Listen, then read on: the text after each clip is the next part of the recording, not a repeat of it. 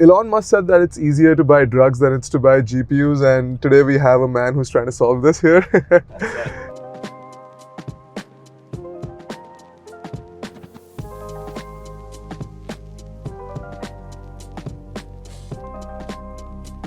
Welcome, Mark. Welcome to Crypto Town. Welcome to Dubai. Thanks, man. So, Mark, in your previous life, you've been a civil engineer who's working on like large-scale energy and like infrastructure projects. You were then a co-founder of like multiple projects. One of them was a company building wearables for medical sensors, right? After that, you also were an investment partner in a bunch of funds, and now you're the co-founder of Aethir, which is building a decentralized GPU network, right? You guys were one of the first projects to conduct a successful note sale at a scale of that was never heard before. You raised like around $123 million, right? Before we dive into all of this, who is Mark and what's your story? Yeah, man. Well, I think you covered a lot of it. Yeah. Yeah, I don't know. I mean, I think I'm just someone who really likes making things, right? When I started my career in that kind of oil and gas infrastructure space, I was very lucky, right? Because I joined this organization. They were building really big, exciting things, but that itself wouldn't have kind of kept me interested for all that long. But what was really cool about this first job was that every maybe 9 months, every almost a year, every year, they would put you in a new position, right? So I originally went and I started and I was doing a lot of the civil engineering, kind of environmental science work. And then after a year there, they're like, okay, now you're going to do the marine version of that. So I was out kind of spending a lot of time on boats. Very quickly after that, they were, maybe have you thought about doing more on the kind of the engineering side? How about we take a look at this marine civil work? And it was just like that. I mean, I spent a year as a lawyer, right, on the contracts team. Okay. And I really enjoyed the diversity of role.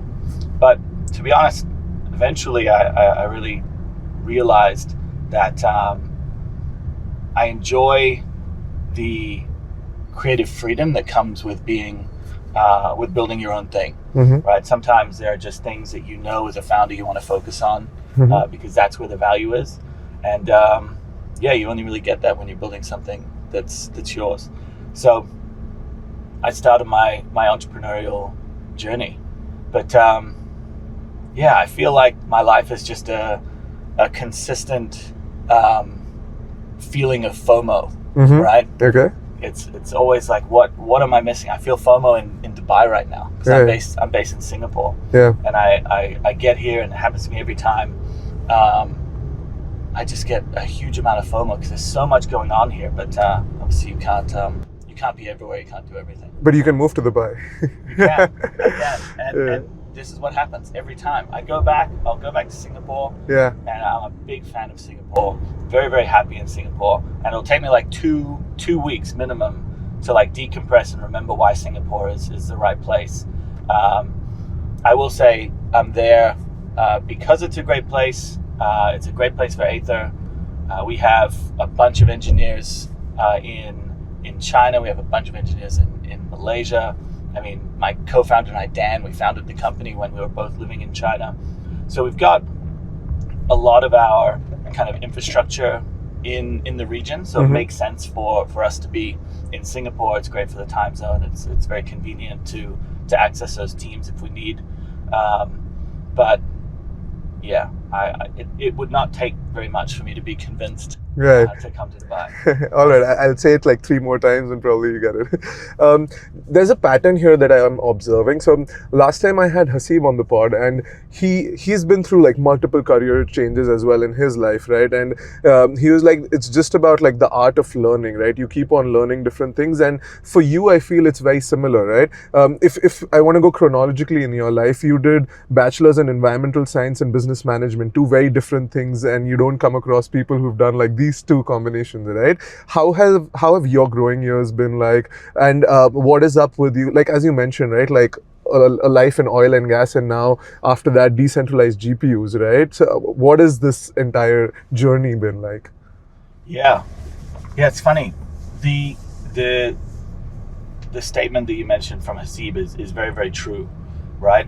It is absolutely the art of learning. And when I was getting parachuted into all of these different roles as a young kind of person in my career, the thing that I learned from that period of time was that you can adapt really quickly to something that you're unfamiliar with. You just have to be comfortable being unfamiliar with it. Mm-hmm. You know what I mean? Everyone wants to feel like they're an expert. You know, you fall into your comfort zone very, very quickly as a human. And being able to operate outside your comfort zone, I think, is a superpower, right? Yeah.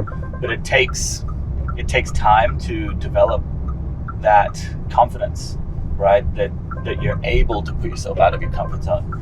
Particularly in ways that have a financial impact, like changing your career or becoming an entrepreneur, right? Those are big life decisions, and you do really need to take a little bit of a leap to get there.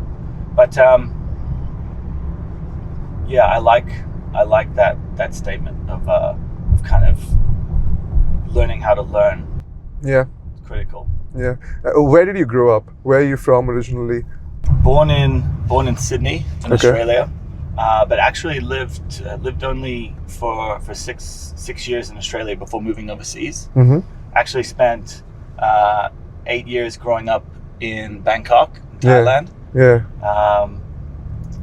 Did all of my kind of early schooling there. Fell in love with Thailand. I went back there with my wife, who's British Australian as well, to get married. Yeah. So Thailand's always been a massive and fantastic kind of part of my life. Mm-hmm. After Thailand, family moved to Singapore. Lived in Singapore for a couple of years as a kid as well, before moving to London. I didn't go at that point in time. I went to boarding school and university, so I was kind of coming back and visiting my parents in London. Before I went to university, I did a gap year. Mm-hmm. So I took a year off and went and worked my way around Europe, just in bars and hostels. Yeah. Backpacking? Yeah. Were you trying to find yourself? That's what most of the people say. I don't think funnily enough, I don't think I was necessarily trying to find myself. I really had no other objective than just exploring. But I definitely came back a slightly different person, that's for sure. Nice. It was a moment of growth for me. I was a little bit of maybe a naughty child, mm-hmm. right, growing up. Mm-hmm. And this year backpacking, being highly independent, making new friends in every kind of city or town that you went into, it was very important for my development, kind of looking back. Mm-hmm. So yeah, I didn't go out there to change or find myself, but I did in the end. Nice. So tell me, so you were working in oil and gas industry, right? And at that time you were not an entrepreneur, right? So what changed? Like, when was that moment that you realized, okay, fuck all of this, now this is now when I want to build something of my own? Yeah. I kind of gained a little bit of a disdain in some ways for the corporate existence, right? Big words. To be honest, I thought. I have a huge amount of respect for the company that I worked for. I think they were, honestly, a pretty incredible place for a young person to get a career, and one of the only companies that can build the type of things that they build. But even within an organization like that, there were just such severe limits or arbitrary limits that I didn't really agree with, around particularly sort of career progression and recognition for work done and things like that. And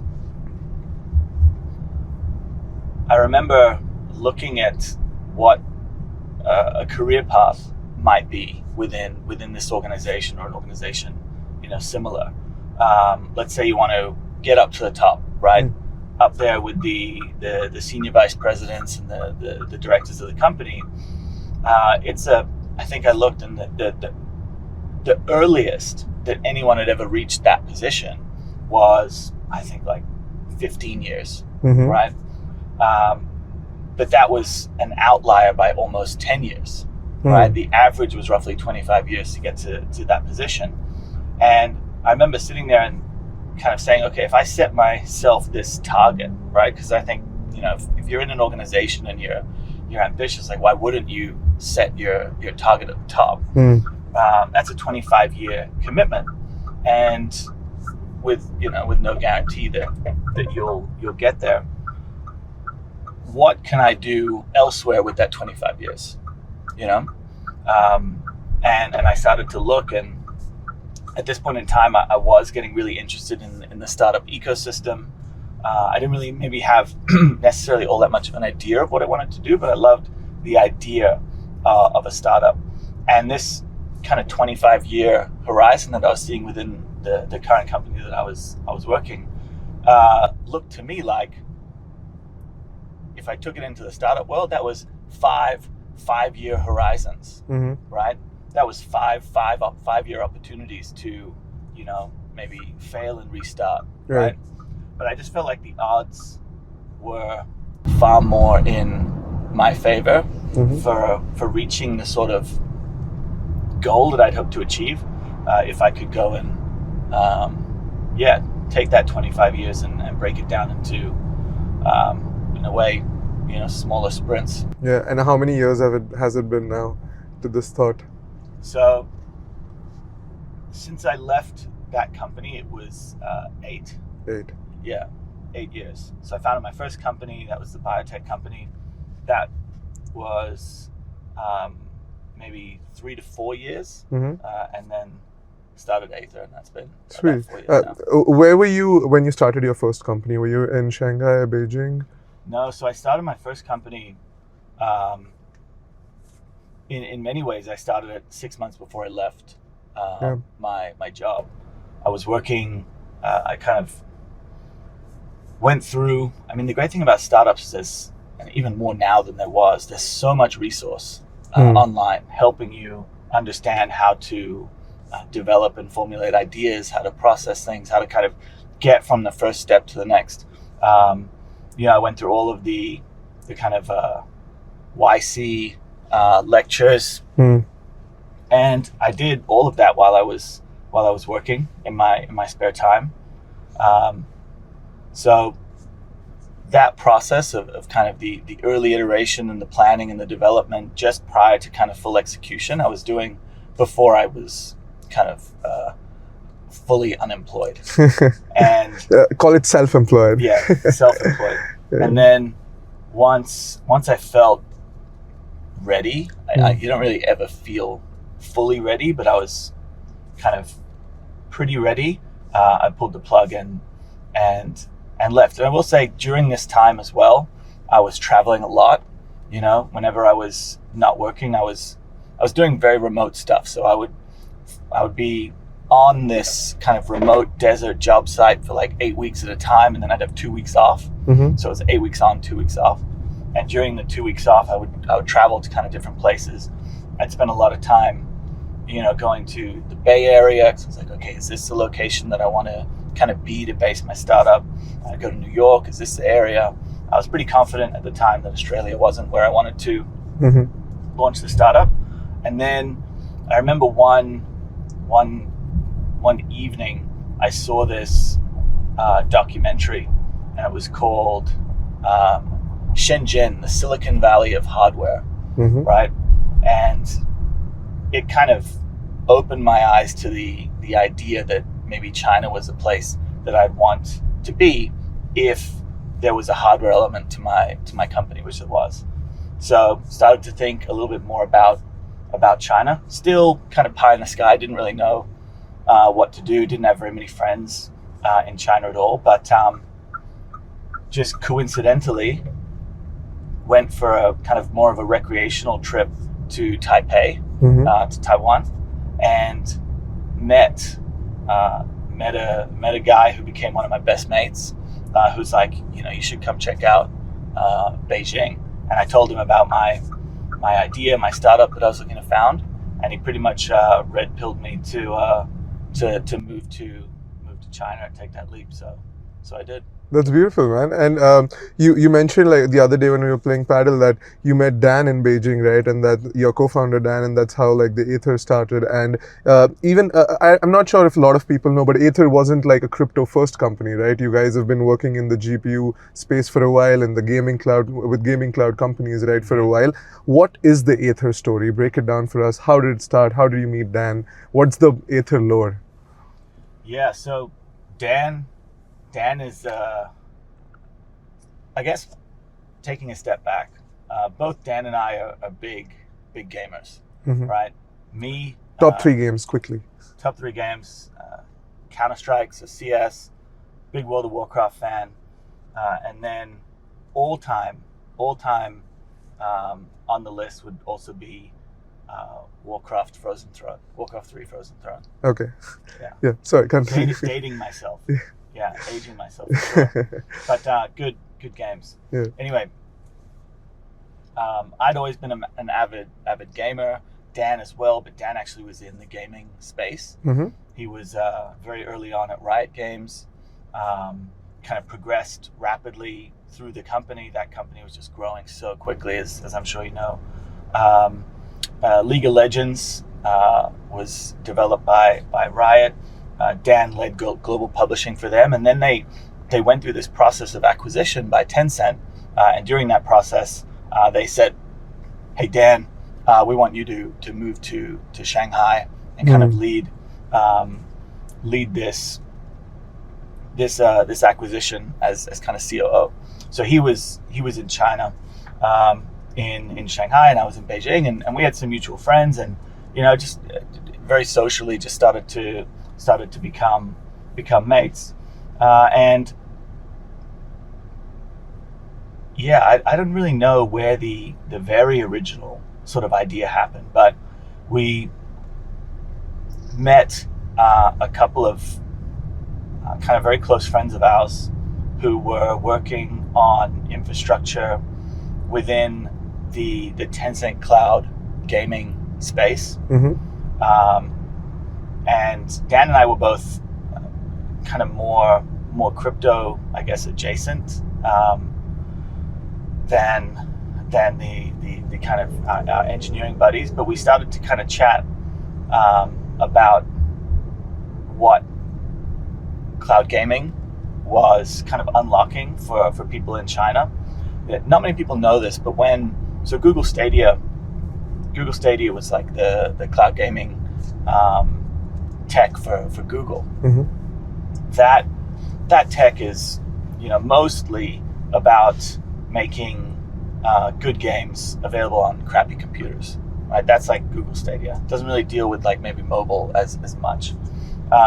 But Tencent Cloud and kind of the providers in China were much more interested in how do they unlock great mobile games for gamers across their region, primarily because if they can give that service to their customers are going to need to buy a lot more data. Right?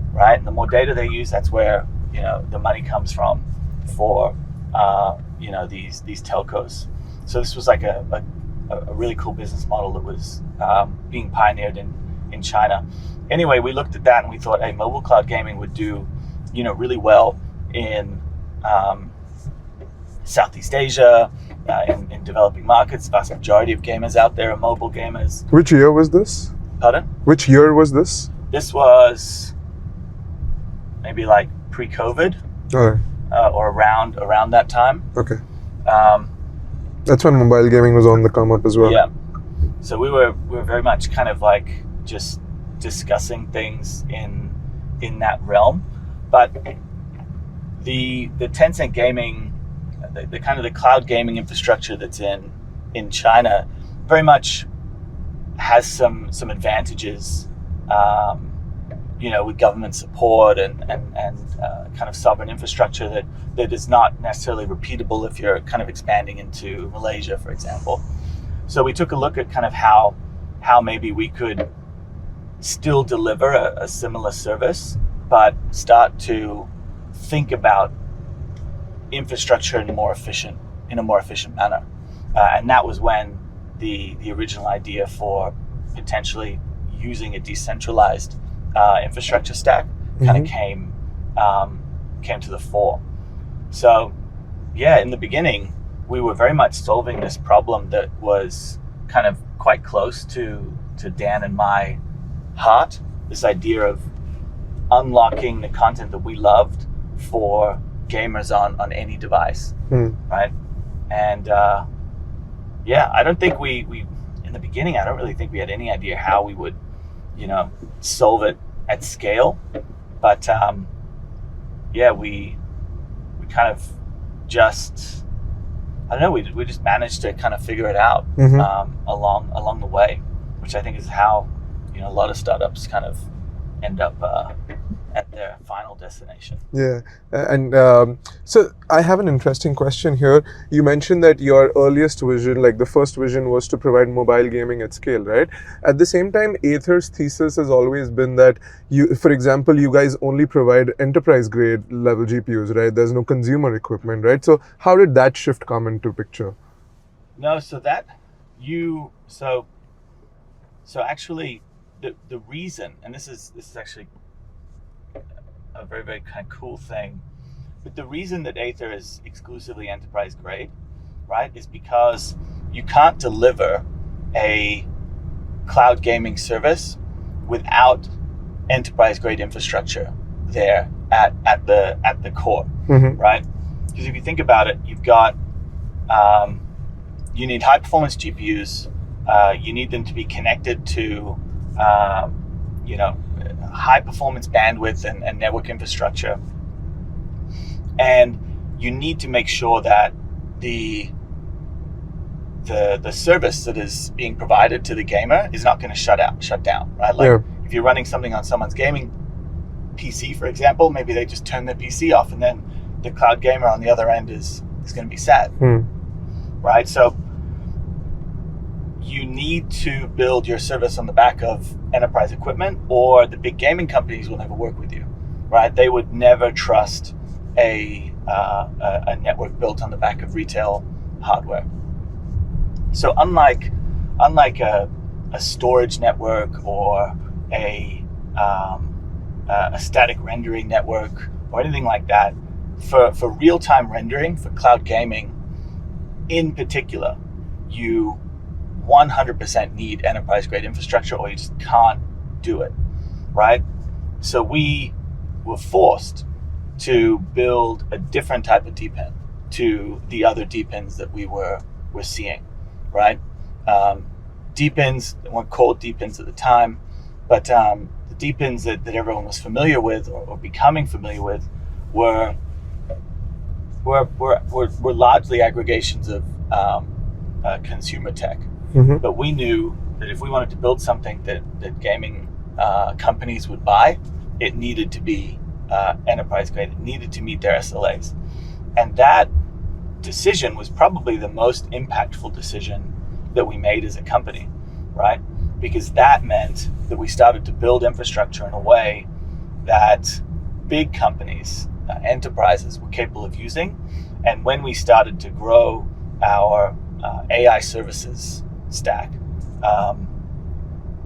we were capable of actually growing it, right? We had the infrastructure already there.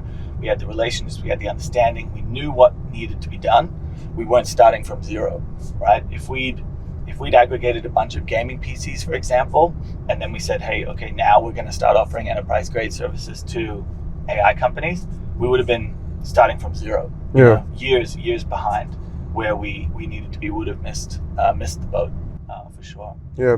And how was the decision made that this is the time when now we need a token behind this, a token economy to sustain this, to reward different people in this ecosystem, etc. And like, when did you decide that you need crypto for this? So I don't think we necessarily decided we needed. Well, let me put it this way: you can't build what we're building without the blockchain, right? Or at least if you tried to do it, it would be more difficult than it needed to be. I don't think we came into this with or through the lens of wanting to be a crypto project per se, right? We're very happy that we're a crypto project. We're immensely bullish on decentralized infrastructure, but I don't think we necessarily, when we're building out this network, we're thinking, okay, how can we build a crypto project? We were just thinking, how can we build a network that's scalable into the regions where we can best sell access to these gamers, right? And that meant a distributed ecosystem. And if you think about what it takes to build these types of networks, right? You need trust more than anything, because the network is built on hardware that we don't own, right? So we need to be able to trust that if you're providing us hardware, we need to be able to trust that you're going to do the job and the work that we're asking you to do. We need to be able to trust that you're not going to exit the ecosystem during a critical task and then make us look bad to our customers. And you need to be able to trust that you're going to get paid, right? Now, you can achieve similar things without the blockchain, but they're a whole lot slower, right? Within the crypto world, we know that you can come onto our network, you can connect your GPU to our ecosystem, you can stake a couple of tokens, right? And then our network, because of that staking value and because you've connected your GPU, network trusts you, right?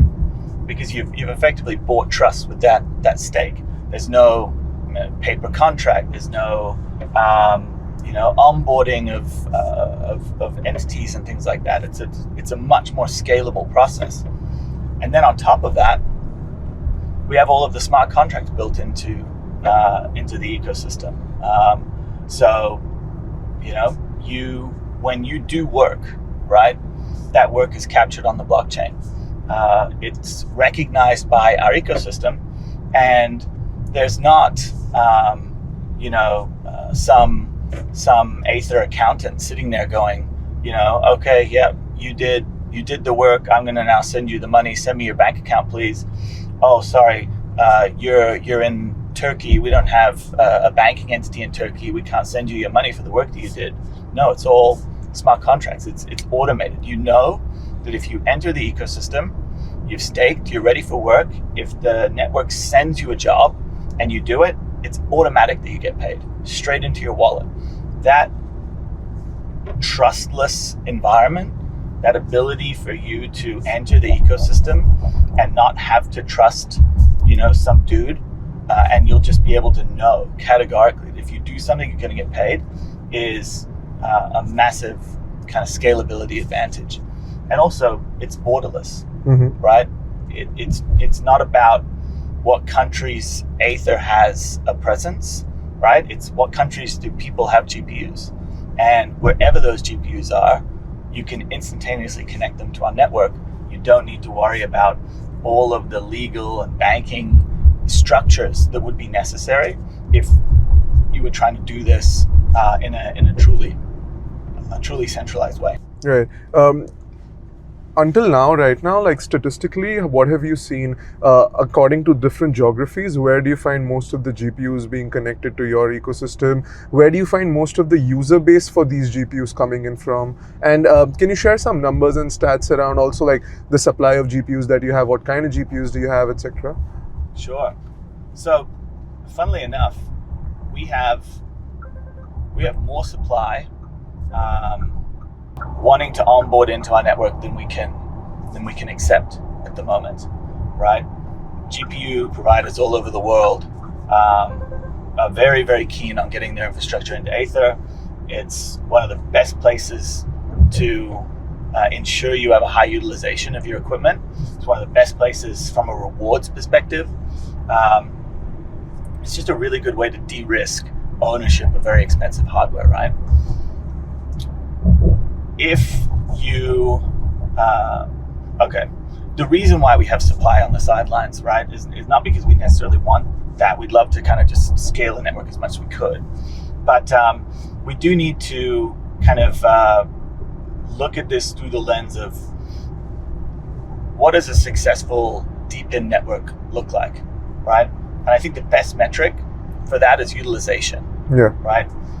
So that means you can't let supply outpace demand, right? If you, for example, just let any GPU join the network, with no restrictions, what's going to happen is you're going to get an insane number of GPUs within your infrastructure, and they're going to be effectively draining tokens from your network, right? Because we have what we call a proof of capacity reward. It's essentially a reward that is available for idle compute, right? So even if you're not doing work, right? Even if you're not out there, helping someone train a model, right? You're still getting rewards for just sitting idle, and that's insane. Like you I love that, bro. Can't get that at all in Web 2. That's like paying someone for nothing, right? But these are the kind of the secret source elements that kind of a token gives a network, that bootstrap ability early on. Anyway, we have this proof of capacity reward, and we want to make sure that that reward is not just being drained by a whole bunch of GPUs that are sitting idle with a lower probability of actually being used. So we try to keep demand in touch with supply. We want to be supply led in the sense that we don't want we want to minimize situations where a customer comes to us and says, hey, we want 1,000 H100s, and we say, hey, sorry, we don't have 1,000 H100s. We don't want that situation to occur, but at the same time, we don't want to have 10,000 more H100s than we need sitting idle for extended periods of time. So we have this kind of growth growth on the supply side that's kind of in touch with growth on the demand side. Now, that being said, there's a whole bunch of GPUs from people all over the world that would love to join the network. Right now, because utilization is crucial, and customers do have a preference on where their GPUs are. So, for example, if you're dealing with an Indian team, most often they would probably prefer GPUs in Indian data centers, right? Local, accessible, low latency. Same goes for US teams, European teams, Japanese teams, Korean teams, wherever. So if you look at the network map of all of the infrastructure that we have, it aligns with probably exactly what you would imagine demand for GPUs would look like based on where big AI projects are, right? So where do you think SF? Yeah, where exactly? So all the majority of the big AI companies, the pointiest end of the AI market is the US. So significant portion of our GPUs are there. Okay. And because you're based in Asia, and you said there's a lot of like crucial infrastructure there as well, do you see a lot of demand on that side? Yeah, it's growing. We're in 30 different countries, 93 different locations, again, all over the world. 400,000 or 500,000 kind of GPU containers, a massive distribution of all enterprise grade GPUs. We've got a whole bunch of co-located high performance compute infrastructure, right? Like H100s, H200s, literally thousands of those. Those big clusters are, on the east and west coast of the States. We've got really big clusters in India. We've got big clusters in Japan and Korea. We've got some really cool clusters coming online in Malaysia. So it's an interesting misnomer a lot of people think that a decentralized GPU network means every GPU is just kind of spread out, right? And then if you know a little bit about AI, the next question that you might ask is like, okay, well, what about co-located clusters, right? Because big AI workloads, they need their GPUs next to each other. Right. It's called co-location. If you have a distributed or decentralized network, does that mean you can't have co-located machines? Not the case. We have, to be honest, when you think about who owns an enterprise-grade GPU, the person who owns an enterprise-grade GPU probably doesn't own one. They probably are a business that owns a significant number, because they most likely purchased that for some business agenda, right? Whether it was training their own models or so that they could serve customers in the AI space. So actually, the majority of entities that contribute GPUs to our network are contributing them in co-located formats. Got it. So, yeah, GPUs everywhere. Love that. A very crucial part of maintaining a decentralized network is the verifiability part of things, right? When I'm saying that I'm connecting an H100, how can you be sure that I have an H100 and it's doing the work, right? And for that exact purpose, you've introduced a checker node, right? Can you explain what a checker node is, and then we'll slowly understand the huge node sale that you guys were able to pull off? Yeah, for sure. You've done your research. Yes, sir. So the Aethir ecosystem has three main roles. The first is what we call the container or the cloud host. That's the GPUs. Okay. Right? They're the engine of the network. They're the engine of the AI industry. And we call them containers, cloud hosts, or just obviously GPUs. That's the first role. The second role is the checker. I'll talk about that in a second. And the third role is the indexer. The indexer is effectively the matchmaker. It's kind of looking across all of the data sets generated by the checker, and it's saying, okay, a user is coming in, that user is in India, that user needs GPUs capable of doing this task, and it'll make the match between the customer and the right GPU cluster or container. The checkers are a really critical piece of that infrastructure stack, and they are effectively the police force, right? Now, like we mentioned and like you alluded to, when you join a network or when you're building a decentralized network, one of the most important things you need to overcome is kind of trust, right?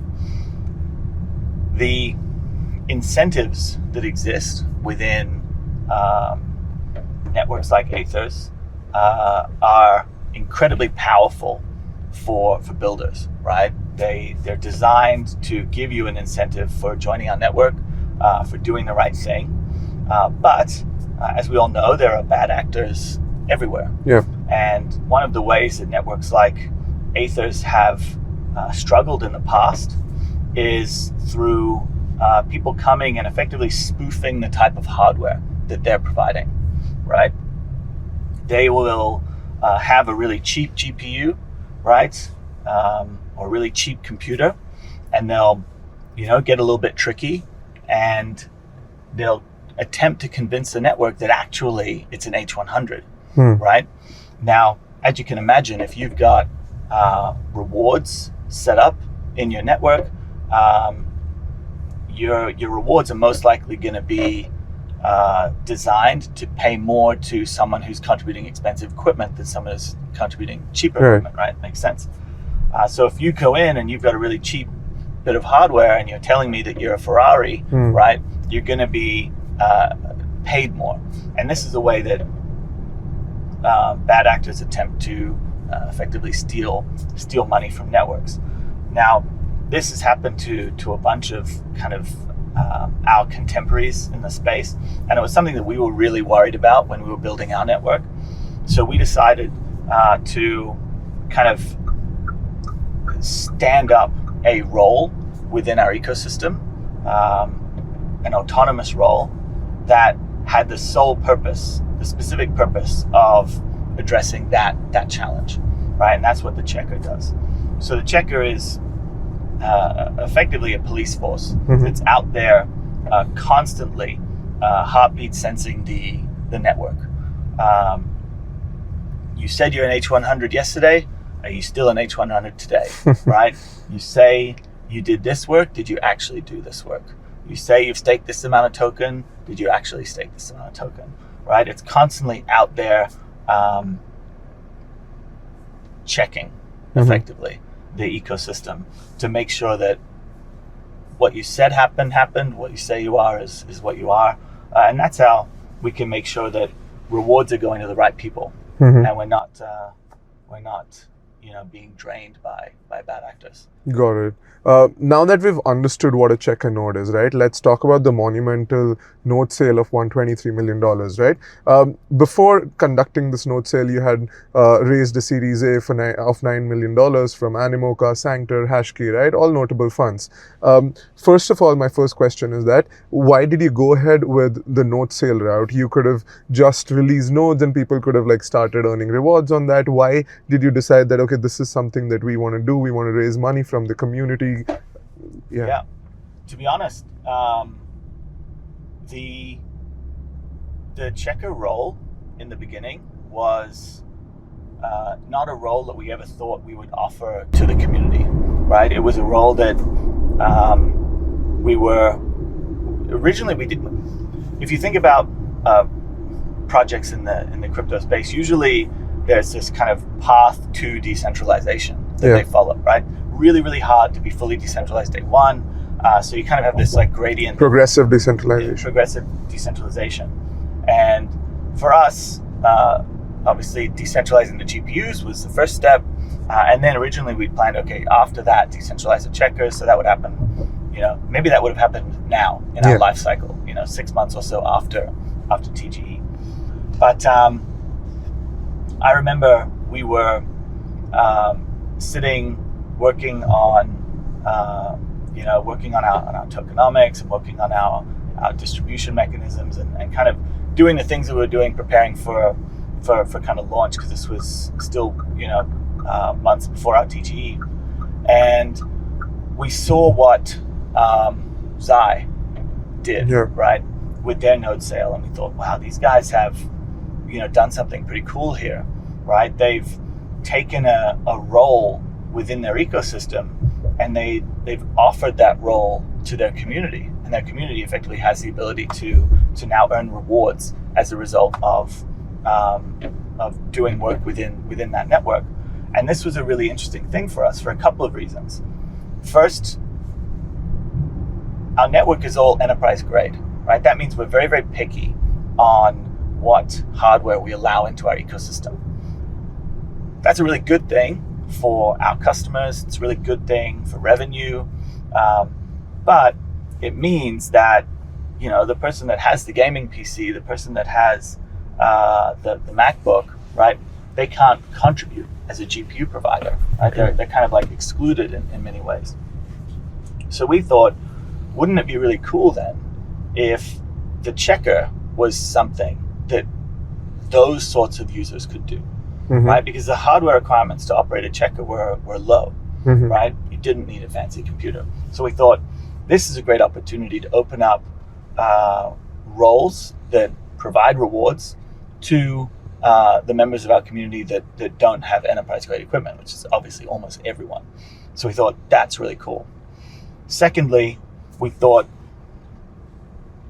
yes, we intended to decentralize the checker eventually, but wouldn't it be a great signal to show that the police force of our network were our community and not just ourselves, right? The idea of a network that polices itself is obviously common, but maybe not ideal, right? The idea that there's this kind of separation of police and state, was kind of pretty attractive, I thought, and something that we liked.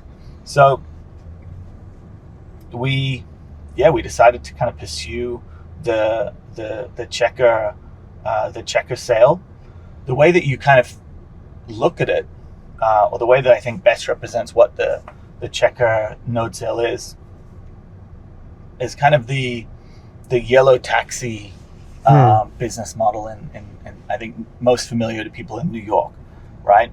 So to drive a yellow taxi in New York, you first have to buy what's called a taxi medallion, right? That taxi medallion is effectively your license to drive a yellow taxi. Now,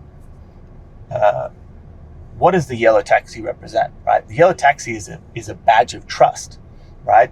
It's trust that anyone on the sidewalk can, throw the hand up or whistle, and a trusted member of that infrastructure, right? Trusted member of that ecosystem, one of these yellow taxis will pick them up and take them to their destination, right? That trust is what the taxi driver is buying with that medallion, permission to be trusted, right? And they pay for that.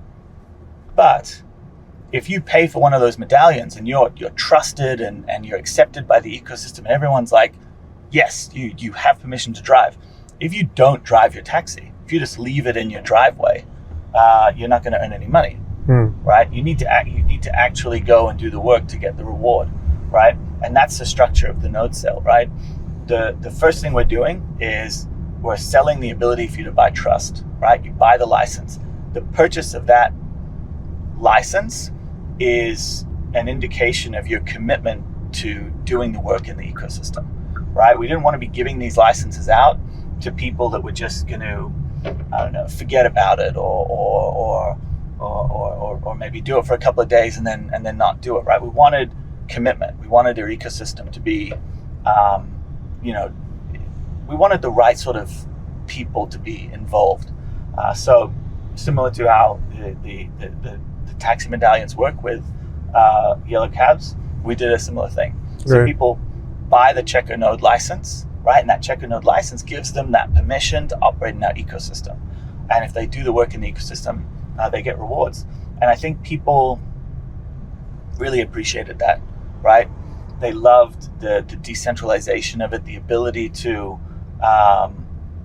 participate in an ecosystem in a way that gives you rewards and is long-term and it's stable and it's interesting and it makes sense, right? And that was, it exceeded all of our expectations, a huge amount. Yeah. It was a pretty special moment for us. Yeah, that was a beautiful analogy. So we've understood the why of the checker sale, right? Now, so this particular section, I really want to focus for operators in the space like us who just want to learn the behind the scenes of a node sale, but mostly founders who might be looking forward to it, right? And to just put into perspective, like how big of a feat this was, is that very, very few projects even have come close who've tried attempting a node sale, right? Probably Sophon and Zero G come to my mind when I think of a successful node sale. And at that time, you sort of like pioneered node sales, right? It wasn't heard of, right? And people were like, how do you do a node sale? And then I've heard like so many founders or like operators tell me that, oh yeah, I've chatted with Karthik or I've chatted with someone from Aethir team to just like get an understanding of it, right? Because there's always like certain nuances. When you're doing a TG, there's a certain way how you do it. When you're doing a node sale, there's a certain way how you do it, right? Can you share your wisdom of your experience? How did you sort of like plan this and do a step-by-step process of this? Yeah, definitely. I guess first of all, I think that the meta has definitely shifted, right? It's evolved. How people would do a node sale or an equivalent sort of sale today would be slightly different to the way we did it. So I think some of this wisdom might be outdated, but I think the fundamentals behind it are still true, right? And I think that's one of the reasons why it was so successful, some of these fundamentals. So hopefully those fundamentals come through. But definitely don't take this as like a step-by-step playbook of how to do it today. So I guess first of all, for those of you that aren't familiar with how the node cell operated, what we did was we had roughly, call it 60,000 nodes, right? That was the number of nodes that we thought we would make available, right? And this was the maximum number of nodes that there would ever be. we also knew that maybe we wouldn't sell every node, right? So we had to have an idea of what the minimum number of nodes we needed for the network to operate effectively was. And then we had to make sure that at least that amount was sold. So whatever the number of nodes are that you need within your ecosystem, make sure that that you can still make a guarantee that that number is sold, right? If we needed to sell 50,000 nodes, right, and then we'd need to raise $300 million to sell 50,000 nodes, then that would be a silly idea, right? So make sure that you, within whatever the pricing structure you have set up, make sure that you can actually sell the number of nodes you need for the node sale to have a functional effect within your ecosystem. The way that we structured the node sale was in what we called tiers, right? So our nodes were effectively priced on an exponential curve, with each tier of nodes having a certain number of nodes in that tier. So think 50,000 nodes split into 50 tiers, each tier having 1,000 nodes. And within Aethir's node sale, every node was the same, right? There were not different types of nodes, right? If you bought tier 1 and someone else bought tier 10, those nodes were the exact same. And the way we structured it was effectively a first come, first serve, right? Which we thought was the most fair. And as the 1,000 nodes in tier 1 sold out, 1,000 nodes in tier 2 would sell out, and it would sell out up this curve. And as the tiers would sell out, the tiers would get slightly more expensive, right? So if you bought tier 10, that's obviously more expensive than tier 1. Now, a couple of things that I think were important in what we did. So first of all, we had a whitelist, right? The whitelist opened up, can't remember exactly, but it was like a week earlier than the public sale, right? And every sale that was made in our node sale was public. Not like doxed public, but like the wallet address was public. Okay, one node in tier 3 was bought, it was public, like you could see it. And the same went for the whitelist. And the whitelist was, trying to say this in like a clear way, the whitelist was effectively a maximum of 50% of every tier, right? I think what would have really pissed me off if I was buying nodes, right? If I was retail, what would have really pissed me off is if I went and I looked at the whitelist, I looked at the pre-sale, and the pre-sale had sold 100% of the first 5 tiers. That would have pissed me off. I'd be like, insiders fucking got all the good deals again, right? That's annoying, typical, right? That would have frustrated me. So we didn't want that to happen. So what we did was whitelist can only get a maximum of 50% of a tier, right? So that anything someone gets in whitelist is also available for someone in the public sale. Sweet. Right? So we started there, and we really engineered that idea from a place of kind of fairness, right? But it had an unintended side effect that I think is really powerful. Everything that we did, to be fair, came from this idea of fairness, right? The fact that all the sales were public. We also wanted people to see what was happening, right? It wasn't like backroom deals. Like, this was like all going through the same platform, everyone buying the same thing. There's no special prices, right? You can see tier 10 cost this much for this wallet, it costs that much for that wallet, right? Same. But that like public sale infrastructure and the fact that 50% was the max that whitelist had access to, what it ended up doing is it created a roadmap effectively of how much the whitelist buyers were willing to buy. And the way that the crypto Twitter, crypto retail mind works is generally in a way that we usually assume that people that have got in early, right, on white lists and pre-sales and things, we usually think of them almost as kind of smart money, right? Maybe that's the connected people, that's the whales, that's the VCs, that's the people that are on the inside. So if those guys bought up to tier 30, right, and it's all public and it's 50%, so everything that the insiders got, anyone else can get, that the tiers that they bought ended up then being effectively a roadmap for what retail needed to buy after, right? So retail were just watching this kind of whitelist sell, and they were saying, well, if smart money's buying to here, right, I'm going to at least buy to there as well, right? And then they went beyond. So we had, I think it was like 40% of the, ended up being about 40% of the sale went to whitelist participants and 60% went to retail. So retail bought beyond whitelist, which I think makes sense, right? They have maybe a slightly higher risk tolerance than maybe the what you might call or consider smart money. But yeah, it was pretty crazy. And then the other thing that we did again was, if for example you had kind of a waterfall type sales structure, right, where everyone's competing for tier 1, and then tier 1 sells out, and then then you can buy tier 2, and tier 2 sells out, and then you can buy tier 3.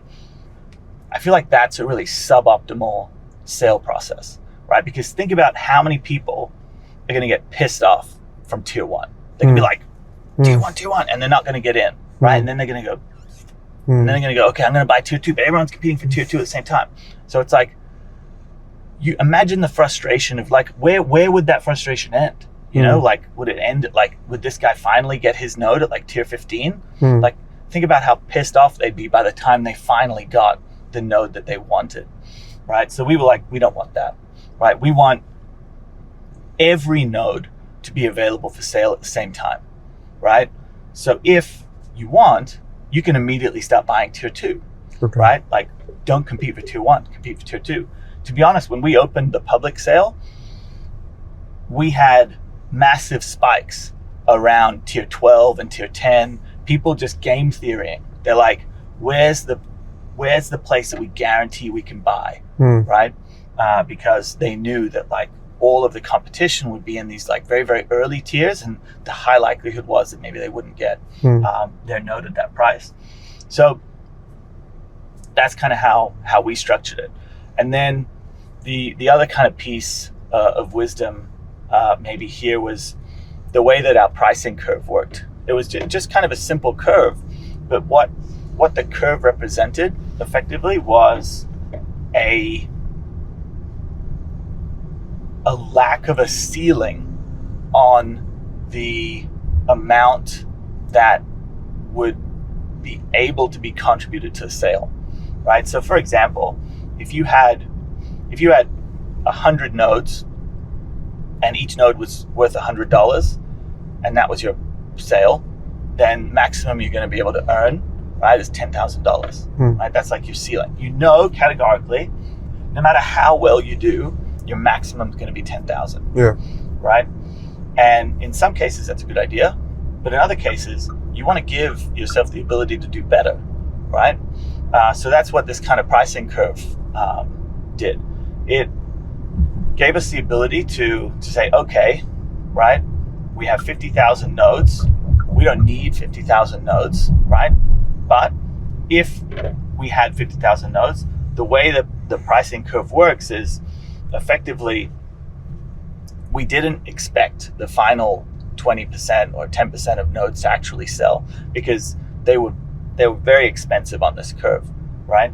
But it meant that if there was a member of our community that was just really bullish, right? And they're like, Aethir is a $20 billion project, which we are, but we're not yet. But if Aethir's, I'm bullish, I believe Aethir's a $20 billion project, I can buy a node that's effectively priced in that sort of range. So it meant that the sale didn't have a ceiling, or it had a ceiling that was extremely high, right? And that was another reason why we were able to raise as much as we were, because we gave ourselves a flexibility in the amount that we're able to raise, such that we weren't limited by our own expectations of the sale. Right? If you'd said to Dan and I, like, how much do you think you're going to raise from this? It would have been nowhere near, like, we didn't even expect to raise as much as Zai. What was the initial target when you were starting this? I mean, I think Zai did something like 30 mil, right? And the idea that we could get 30 mil was like crazy. You know what I mean? It was totally crazy. But like, these guys crushed it. The market maybe is not interested anymore because they just went so hard in that sale. But yeah, and I felt also it would be kind of a lot of ego to think that we could come in and achieve something, as successfully as they have just achieved. So no, I mean, we were hopeful for, anything approaching that number, and then things went a bit wild. This is beautiful, man. This was super insightful. I'm sure like people would learn so much from this. Just nearing towards the end of the podcast, right? So is it true that the ticker is ATH because you always want to hit all-time highs? Yeah, we were very happy when we realized that we could have that as a ticker. Yeah, I couldn't believe that it hadn't been taken already. Yeah. So, what does Aethir mean? Yeah, it's a cool question. So Aethir actually has the same etymology as the word Ethereum, right? The same origin word. Back in ancient Greek times, they had astronomers, right, that would look to the sky. They had rudimentary telescopes and things, and they would look to the stars, and they didn't have an understanding of the void of space, right? They didn't recognize it as a void. They assumed that the universe had to be made of this substance, right? Something had to hold the stars in the sky, right? Otherwise they'd fall down. And the substance that they believed held the universe together, effectively the connective tissue of the universe, was called Aethir. Interesting. So when we looked at building our network, the idea of decentralized nodes, of connectivity, of kind of creating this map, these clusters of GPUs, the idea of being the connective tissue of that ecosystem was really powerful for us, and that was where we came up with the name Aethir. Sweet. You also have a $100 million fund, right, for AI projects, and now you're slowly expanding to RWA as well. The first cohort of that fund, so we were a part of that, right, the first 5 projects. Moving forward, I think you've just announced like the 6th cohort, if I'm not wrong, right? So like, what is the goal with this fund now? Why RWA suddenly? And like, break it down for us. For sure. So the goal of the fund is very much to support projects that require GPUs to scale, right? That's the goal. Work with companies, AI agent companies, AI infrastructure projects, even gaming companies as well that have a strong dependence on GPUs, and effectively giving them the bootstrapping capital, right, to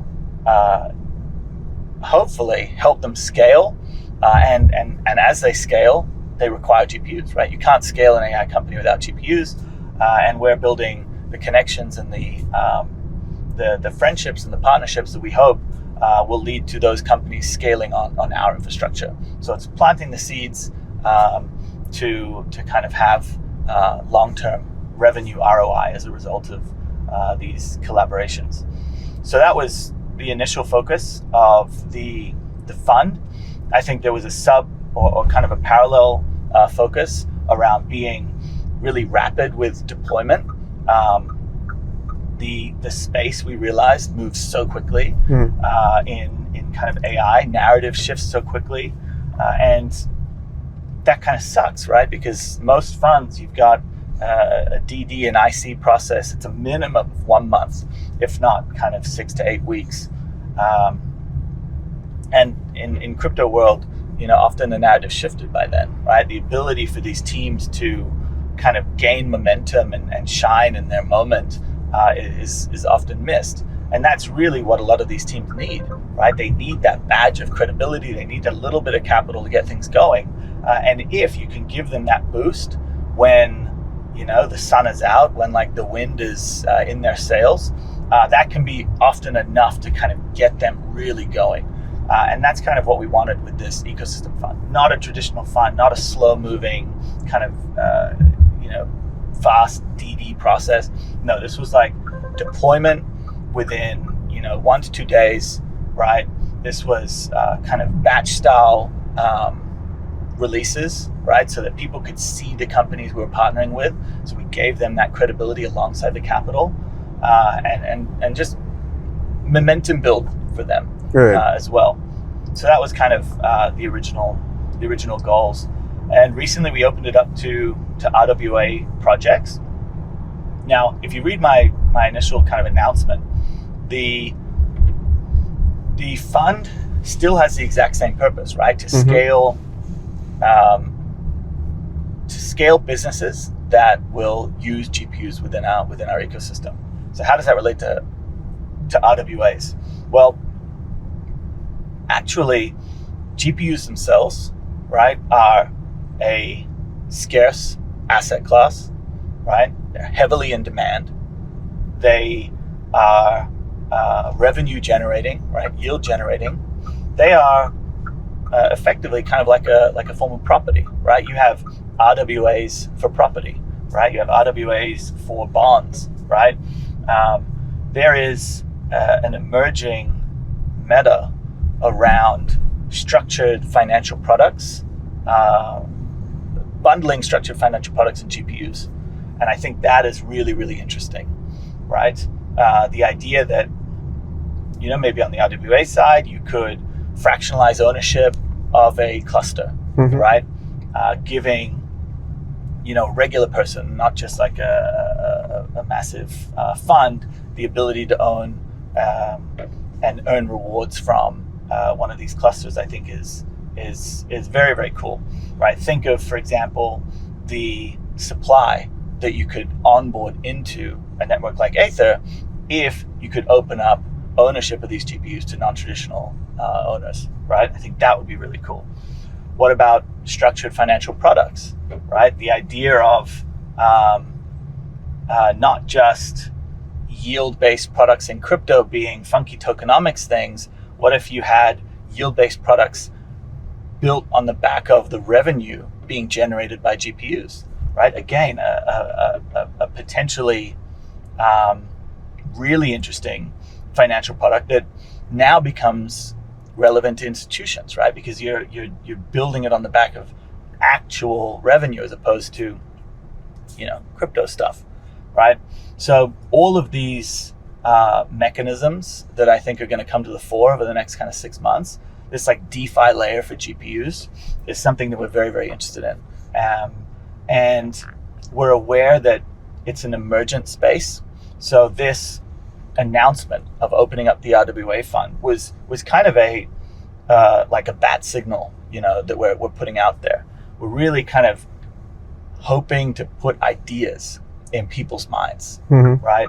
If you're building in the RWA space, if you're looking for a really cool product, right, that you could sell to your institutional partners, why not GPUs? We've got them. We're a big name. We can help you grow. We'll work alongside you. This is, I think, this is a really cool opportunity for teams in the RWA space, teams in the DeFi space, teams in the structured financing space. Yeah, 100%. I think the timing was pretty interesting because given like in the last 2 weeks, whatever happened with the mantra thing, right? And I was like, oh, the RWA fund is here. That's it. That was an unfortunate coincidence from a timing perspective, but I think RWAs are going to be a massive piece of the narrative this cycle, and a persistent piece of narrative in the crypto space. Yep, 100%. We had JP yesterday on the pod as well, and like he broke down whatever happened. So I'll be releasing that soon as well. But yeah. Very cool. That's the inside scoop. Man. Yeah. Yes. Thank you so much, Mark. Thank you for doing this. This was like a masterclass in like a lot of sense for like a lot of operators and founders. That's usually like the kind of audience we try to like cater to. And I'm sure like people, there are so many projects who still think about node sales, but there are no like clear guidelines. Like I feel like even when it comes to TGs, there are so many launch pads now, so many people who have that knowledge, right? But node sales is still very limited. So that piece of wisdom was beautiful. I'm looking forward to like whatever we build together with Capex and Aethir as well. And I'm sure like it's going to be beautiful. Thanks for doing this, man. Thanks, man. Really appreciate it.